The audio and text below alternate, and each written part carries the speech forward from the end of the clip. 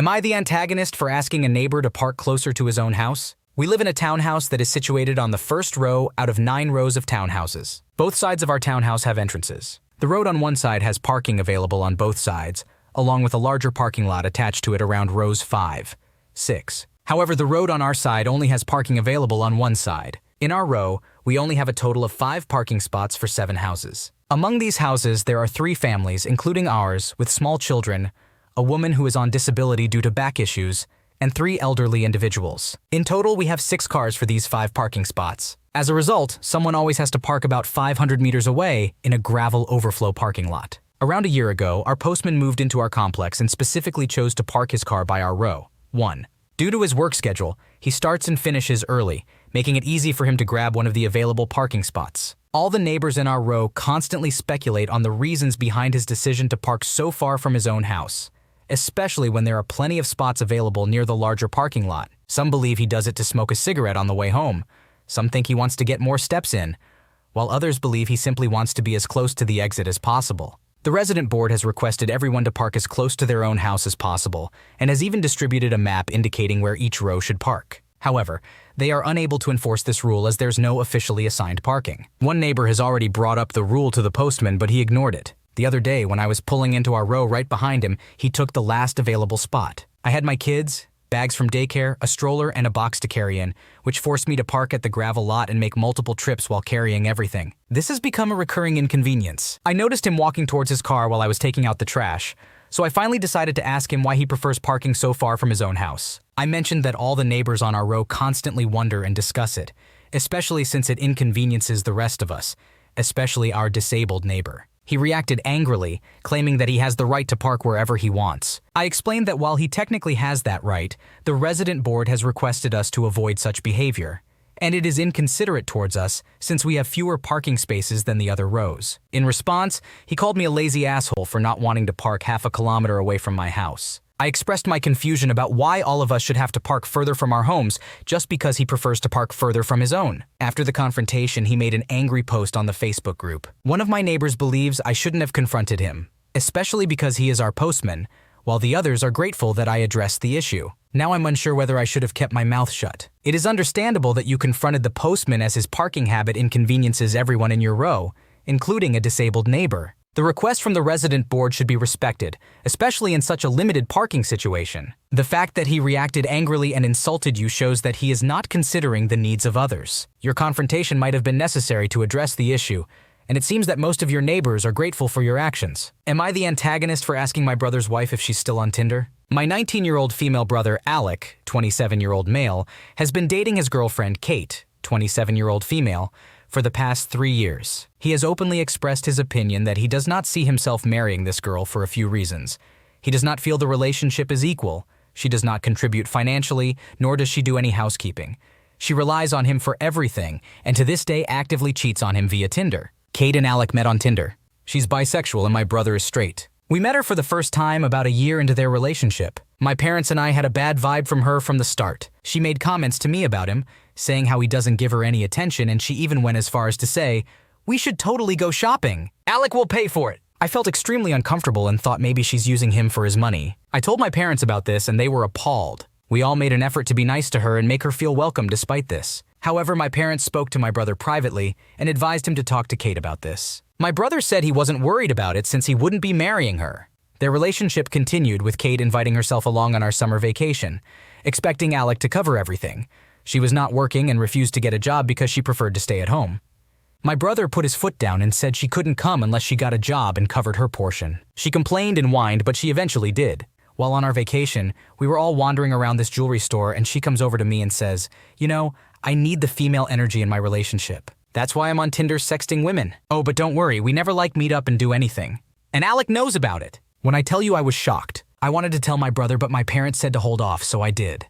Now, we are about 3 years into the relationship. He was heartbroken and tried to move on. He was single for about 2 weeks. Kate and Alec keep in touch and decide to meet up to talk. The day they met up, they decided to get married. My parents and I didn't think it's a good idea, seeing as the reason they broke up was because neither of them want marriage with the other, and they had too many problems within the relationship to continue. But we are his family and we will support him. We went to the courthouse and witnessed their spur-of-the-moment wedding. We went to dinner after, and I casually asked, "So, Kate, are you still on Tinder?" She didn't know how to answer. She stuttered and said, "What? Tinder? My parents aren't super mad, and neither is my brother." Alec just laughed, and Kate wouldn't talk to me for the rest of the night. I honestly didn't mean it in a bad way, but I feel like I screwed up. Am I the asshole? In this situation, you were not the one who caused the problems in the relationship. You expressed discomfort and concern about Kate's behavior from the start, and you even held off on telling your brother about her cheating when your parents advised you to. It seems like you had good intentions and were genuinely curious about whether she was still cheating.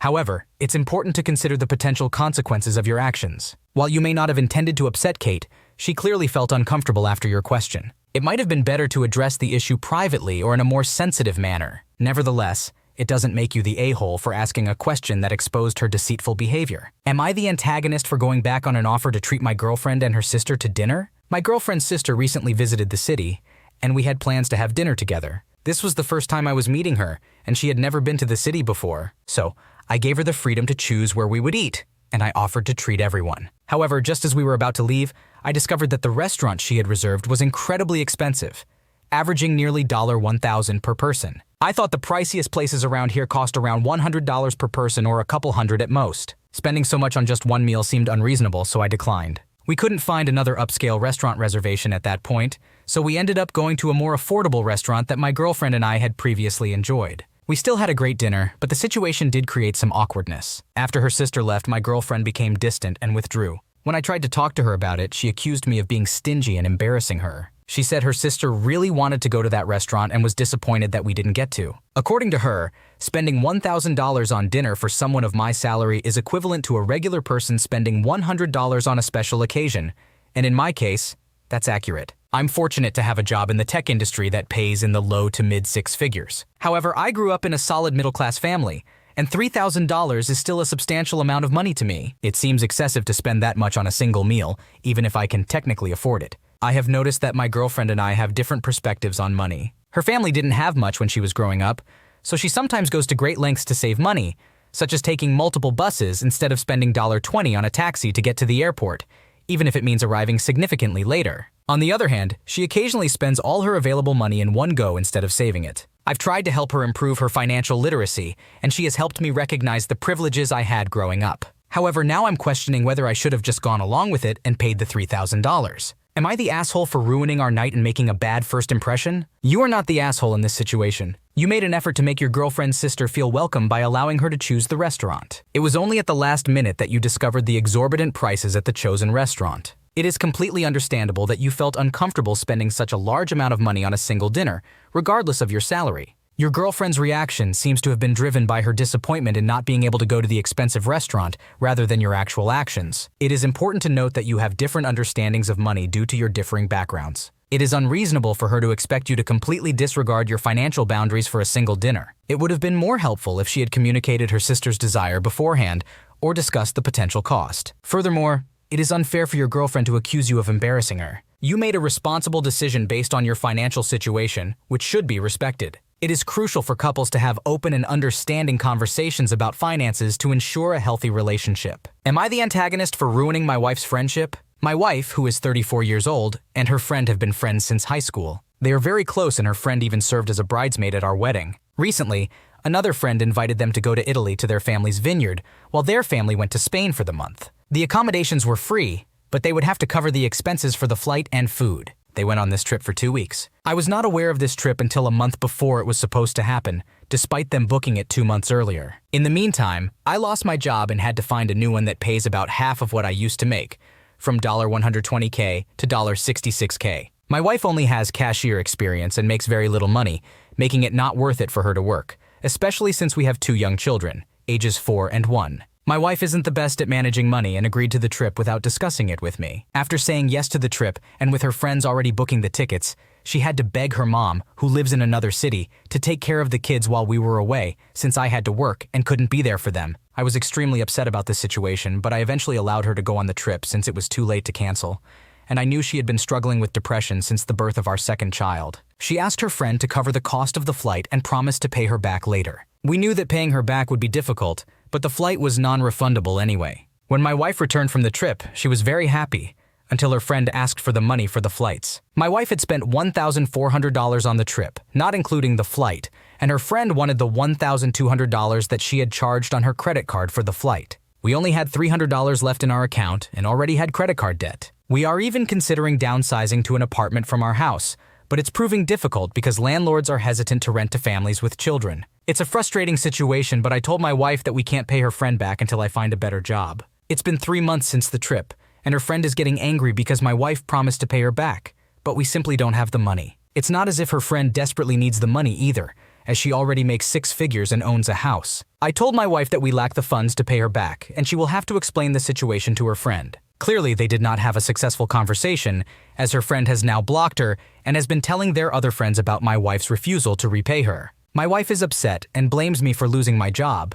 I was laid off and had no choice, and for ruining her friendship by not magically coming up with the money to pay her friend. In my frustration, I snapped at her and suggested that she should consider getting a job at night, since I'm doing my best to support our family. You are not the asshole in this situation. It is unfair for your wife to make a significant financial commitment without consulting you, especially during a time when money is tight for your family. It is clear that you have been working hard to support your family, and losing your job was out of your control. Your wife's friend also bears some responsibility in this situation. She should have understood the financial difficulties you were going through and been more understanding. Blocking and bad-mouthing your wife to others is an immature and unreasonable reaction. Your suggestion for your wife to get a job at night is a practical one, considering the financial strain your family is facing. It is important for both partners to contribute to their family's financial stability, especially during difficult times. However, it is crucial to address the underlying communication and financial issues in your marriage. Make sure to have an open and honest conversation with your wife about your concerns, financial goals,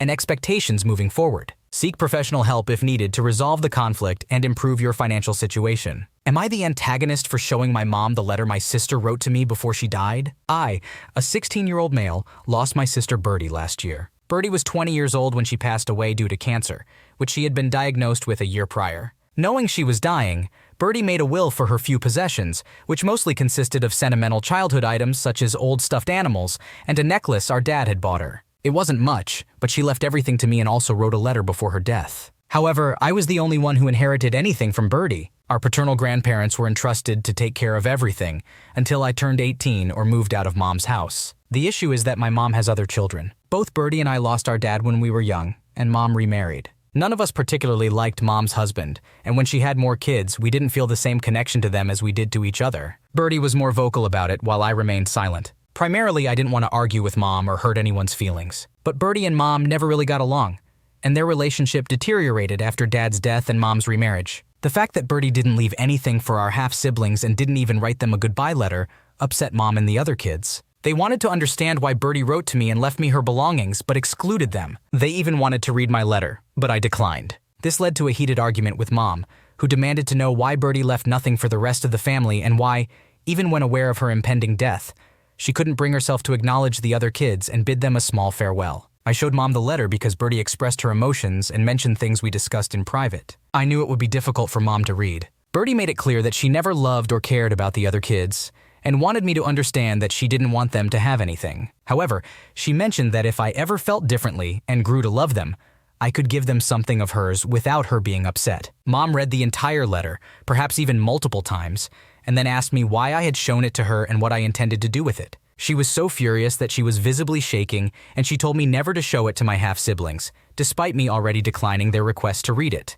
Nothing else was said that day, but later, Mom accused me of being cruel for throwing my sister's words in her face. She wanted me to understand that she might never be able to forgive me for it. She made it clear that forgiveness would be out of the question if I ever mentioned it to her other kids. Am I the asshole? It's clear that Birdie had her reasons for leaving her things and her letter specifically to you. She clearly expressed that she did not have a strong connection or affection towards your half-siblings. While it may be hurtful for your mother and your half-siblings, it's important to respect Birdie's wishes and the personal relationship she had with each of you. You showed your mother the letter in an attempt to provide some clarity and honesty, not to intentionally hurt her. It is understandable that she may be upset by Birdie's words, but it's important to remember that you are not responsible for Birdie's feelings and decisions. It may be helpful to have a conversation with your mother about your own feelings and experiences, and express your desire to maintain a peaceful relationship with her and your half-siblings. However, it's also crucial to communicate that you can't disregard Birdie's wishes. Ultimately, it is Birdie's decision on how she wanted to distribute her belongings and express her final thoughts and emotions. Your mother's reaction seems to be driven by her own hurt and disappointment,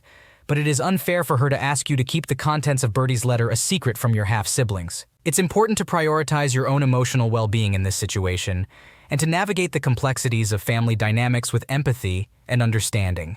Am I the antagonist for telling my husband I am not attending any more meals at my in-laws? Our 1-year-old daughter is allergic to dairy, and since I am still breastfeeding, I have to avoid consuming dairy products as it can pass through my milk. We discovered this when she was around 4 weeks old, and it has been my norm ever since. Every time we have a meal at my in-laws' place since our daughter was born, I end up eating only meat and bread. This is because my father-in-law includes feta cheese in the salad or uses buttered potatoes, despite my request to keep them separate or provide plain potatoes. Usually I stay quiet, eat what I can, and have another meal when I get back home. However, today was the final straw. At a lunch hosted by my father-in-law and stepmother-in-law every 6 months with family friends, the last time we attended we arrived at 11:30, but lunch wasn't served until almost 2 p.m. Our restless daughter didn't sleep due to the commotion, and I left almost in tears because I was hungry and had a crying baby. My husband brushed it off, saying his dad doesn't remember what it's like to have a newborn and that it wouldn't happen again next time. When father-in-law invited us today, we made it clear that we had to leave by 2 p.m. because my husband had a stag do to attend in the afternoon. We were assured that there would be food for me and lunch would be served between 1 and 1:30. I knew this wouldn't be the case when I saw the meat put in the oven at 1 p.m. Finally, at 1:48 p.m., father-in-law announced that lunch was ready. As I approached the serving table, I noticed the salad was filled with feta, and the potato salad contained buttered potatoes. I managed to extract a bit of lettuce and tomato from the salad and wipe off the feta, but that was all I could eat besides the usual meat and 2 slices of plain bread. My husband and I quickly finished our lunch, said our goodbyes, and left. While dropping off my husband at the stag do, I asked him why he didn't say anything if he knew this would happen. He replied that there was nothing he could do. I expressed my frustration, reminding him that the same thing happened last time, leaving me hungry once again. He argued that we had time for seconds, to which I countered that I couldn't eat the salads, and I'm tired of only having meat and bread when we visit. I told him I'm done and won't be attending any more meals at father-in-law and stepmother-in-law's place because I don't want our daughter to experience this when she's older. He said that wouldn't be the case, but I felt it was worse because it implied they would make an effort for her but not for me. He dismissed me as being ridiculous and suggested that I bring my own food next time. This made me think, am I being unreasonable for reacting this way? It is understandable that you are frustrated and upset with your in-laws' continued disregard for your dietary restrictions. It seems like you have communicated your needs multiple times, but they have chosen to ignore them. It is not unreasonable for you to expect some consideration and accommodation from your family when it comes to your food options. It is also concerning that your husband seems dismissive of your concerns. Bringing your own food may be a practical solution, but it is not an excuse for your in-laws' lack of empathy and understanding. Thanks for watching. When you subscribe, make sure to hit the bell to turn on notifications so you never miss a video. To finish listening to all the stories, check out the playlist in the description.